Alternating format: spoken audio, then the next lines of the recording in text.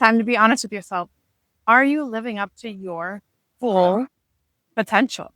This is the number one fear that I hear from founders every single day is that they feel like they're not living up to their full potential. And this causes a complete shame spiral. So in this video, we're going to talk about what it looks like to live up to your full potential. What are some signs that you are not living up to your full potential, that you're wasting potential?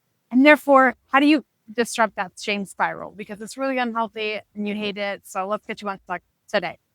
Hi, I'm Alexsandra. I'm a seasoned climate tech and crypto founder that co-founded a pioneering carbon removal company. And now I work with entrepreneurs who are looking to break free from burnout, lead through inspiration, clarity, and empowerment. If you start a company, especially in tech and innovation, you're bootstrapping, you're spending all your time, all your money, all your resources, believing in some grand dream, and you want to see it give birth to something new and wonderful and innovative that the world has never seen before.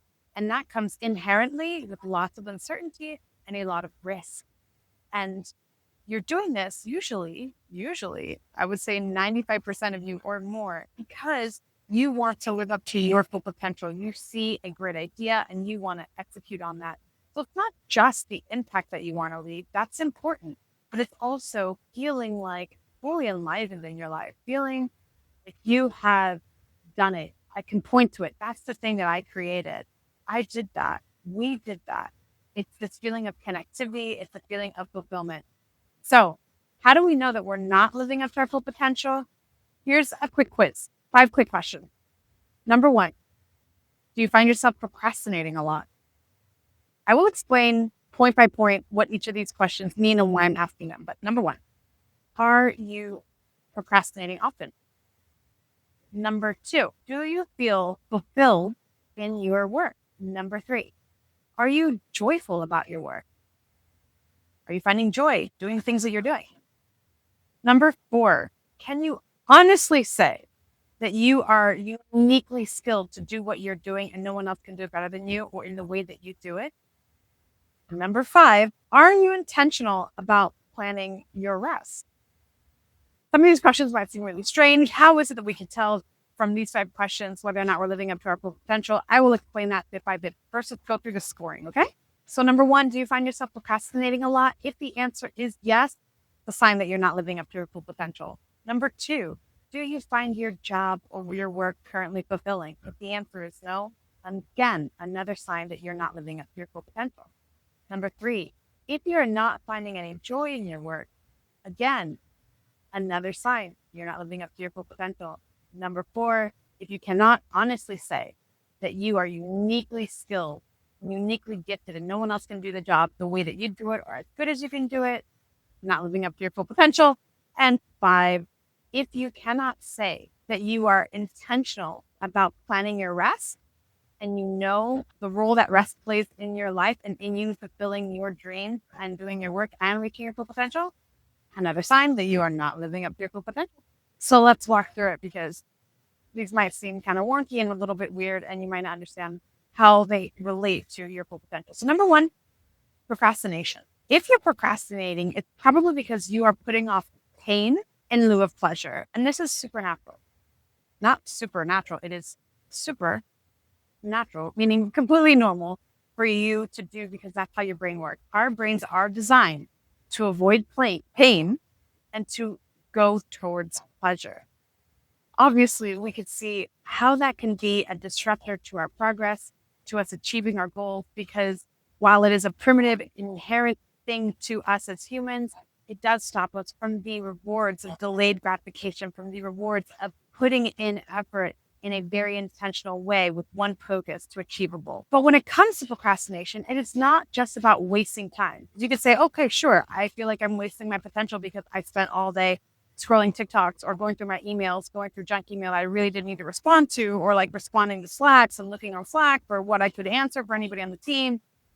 There are all these different forms of productive procrastination. There's a whole nother video that I've already published on that you should check out. And that video is about accountability. I think that's the title, and does dive deep into productive and elusive forms of procrastination that are really quite useless. But again, it is not about the time that you're wasting. It's actually procrastination at its root, a misalignment, meaning If you don't know where you want to go and you're very clear about that, then you are completely misaligned. Meaning, if you know where you want to go over here and you end up doing all these things focused in this direction, you're obviously misaligned. You're not going to get to where you're wanting to go.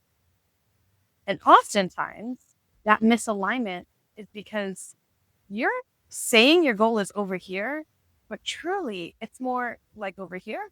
You're not being honest with yourself about what it is that you want because you're not clear about what fulfills you, which will be the next point. What brings you joy? Again, the next point. And then what is uniquely gifted to you? What is your purpose bring in? Which again, I will talk about following. And teeing all that up, the reason why I say it's misaligned is because I'm sure you can remember a time when you really wanted to do something. You were really looking forward to doing something, whether it was a concert or going on a particular date with someone or traveling to a place in the world that you've always wanted to travel to. First, you have to make the decision that you realize that that is possible for you, which is a whole different discussion for another time. But once you realize that it is possible for you, you feel that it's attainable, there's nothing to stop you from going and getting it. And you're like executing a plan, you're acting on that plan because you know, I really want to do this. It's within my power. Fantastic. I'm going to book the flights. I'm going to look at hotels, Airbnbs. I'm going to look at Airbnb experiences. I'm going to invite any friends that I want to come with me because I am so excited to do this thing. You're excited. You move in action to do that thing. If you don't find yourself excited to do that thing and you're procrastinating, again, you're misaligned. So fixing procrastination isn't just forcing yourself to do the things that you need to do. It's also maybe reconnecting with a better why so that you can align your actions with enthusiasm to achieve the goal that you set out to achieve. Now, granted, sometimes that novelty, that excitement of starting something new, like you really actually do want to do this particular startup project, you do want to leave this impact and work on this startup, but the grind is setting in. That's kind of normal. I hear you. I feel you. The key to that is to, again, reignite with your why. So it might not be the what. Maybe the what is the same. Maybe you still work on that particular startup and that business and that impact in that particular business model, but you're not connecting with your why, your purpose. Dig deep into your why. Like, why am I doing this? Why did I quit my job? Why did I drop out of school to do this? Why am I putting everything into this? Connect with that why. And I promise you, naturally, you will realign and you'll find yourself doing the things that you need to do out of enthusiasm. Stop thinking of yourself as a robot that you just have to do tasks. Come on, guys. We are in the age of booming AI. We have AI for that. We have robots to do those tasks. And if not, you can definitely delegate to someone else. So you want to find that true why that aligns you with your purpose, makes you excited to act every single day in alignment with that. Number 2, are you feeling truly fulfilled by the work that you're doing? If you're not, definitely 100%, you are not living up to your full potential. We're talking about your potential, not John's potential, not Joanna's potential, yours. That will be so specific and unique to you. You need to be very clear what fulfills you, what gives you that sense of, I did good in the world, I did right by myself. If you're not clear on that, you've got some homework to do. And you will never reach your full potential. But if you do your homework and you get clear on what leaves you feeling fulfilled, you'll hit your full potential in no time. 3, are you finding joy in your work? Joy is what keeps you coming back for more. Joy is an essential part of living a fulfilling life, hitting your potential. Doesn't mean you'll find joy in every single thing you're going to do. You're not a Care Bear like me. Kidding. That you find joy in every single thing, in every single moment. We're human. Our enthusiasm is going to wax and wane. It's normal, ebb and flow. But the idea is that on the macro scale, on the average day over the period of a month, 3 months, do you find that most days you're finding joy in what you're doing? And the answer has to be yes in order for you to truly reach your full potential. It's what keeps the flywheel of your action and your alignment going. So if you think you just got to grind through it and that's going to get you there, you're mistaken. It's not going to get you there. You're wasting your time and you're not living up to your full potential. So find some joy. And I bet what you're doing right now, the things that are required of you in your job, if you just change your mindset instead of, I have to respond to Jonathan's Slack, you can switch it and say, I get to respond to Jonathan's Slack. I have this business. I've grown this team. Jonathan's taking care of marketing for me. How lucky am I? Okay, now I have some joy. Remember your privilege, get a little bit of appreciation and gratitude, and that will shift your mindset and you'll find some joy and gratitude. Gratitude is the best recipe for joy and happiness. Number 4 is, are you doing what is unique to you? Can anybody else do what you do better than you and how you do it? You want to find that thing that's uniquely you. Or maybe you're not doing something that's unique to you, a role that's unique to you, but in the way that you show up, it's uniquely done to the best of your ability and no one else can do it like you do it. That is living up to your full potential. And the reason why this matters to living to your full potential is because your potential is unique to you. Your unique skills, your unique zones of genius, your unique passion, your unique gifts, your unique perspective, your unique way of connecting and communicating and creating with those people that you're working in community with in your startup. And when it comes to connection, if you saw last week's video on AI, and I think it was called Am I AI, or why human connection is the key and how AI will never replace us.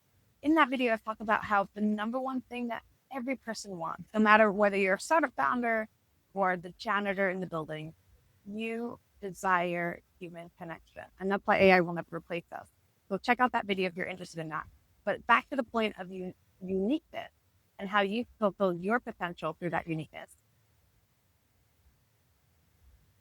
If you're connecting to that through others, it's like an exponential curve in terms of what you'll be able to get done with your time over a long period of time. So with regard to uniqueness, coming back to that point, connecting with that, let's remember, AI is not going to replace you if you're showing up uniquely. AI cannot replicate your unique perspective. It might be able to mimic it back, mirror it back to you because you told, your ChatGPT a lot about you. Guilty.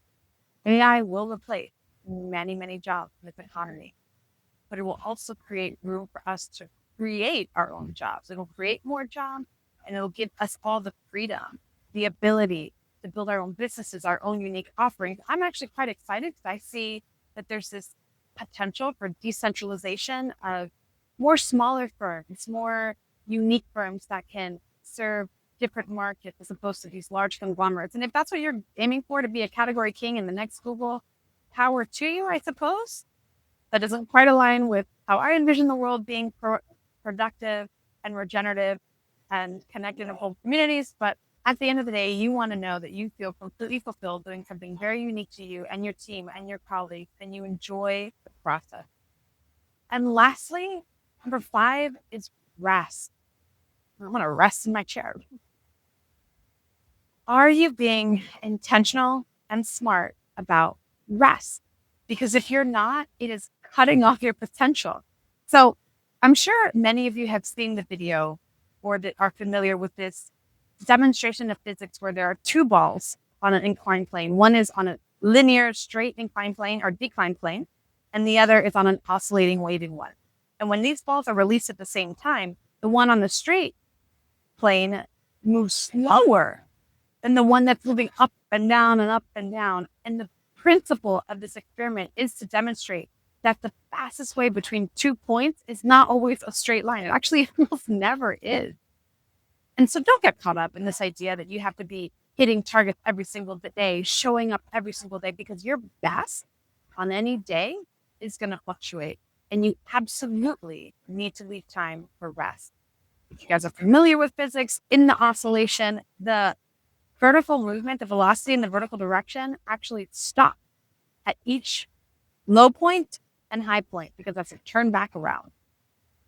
So you make sure that you are intentional about stopping things, because if you're forcing yourself to be straight, you're going to get where you're wanting to go a lot slower and probably with a lot less sense of fulfillment in your true potential. That's it for this video. I hope it was helpful to you. I really hope that you remember. And this last example, it was called the brachistochrone problem with the oscillation versus the linear inclined plane. I hope it was helpful to you all.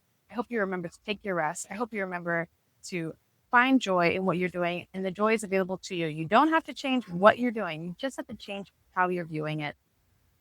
And I really, really sincerely, from the bottom of my heart, hope that this is helpful to you so that you can identify where are you blocking yourself off from living your true full potential. If you're an entrepreneur who's struggling with reaching their full potential, who's struggling with burnout and stress, there's a link in the description below. Nothing crazy, just some information about how I work with founders like you to break free from stress and burnout, tap into your full potential, and become the leader that you always wanted to be in your startup. I hope this is helpful. If you like the video, obviously like the video, please. And if you want to see more content like this, please subscribe to my channel. I would love to hear any feedback from you in the comments. Till next time, have a wonderful day.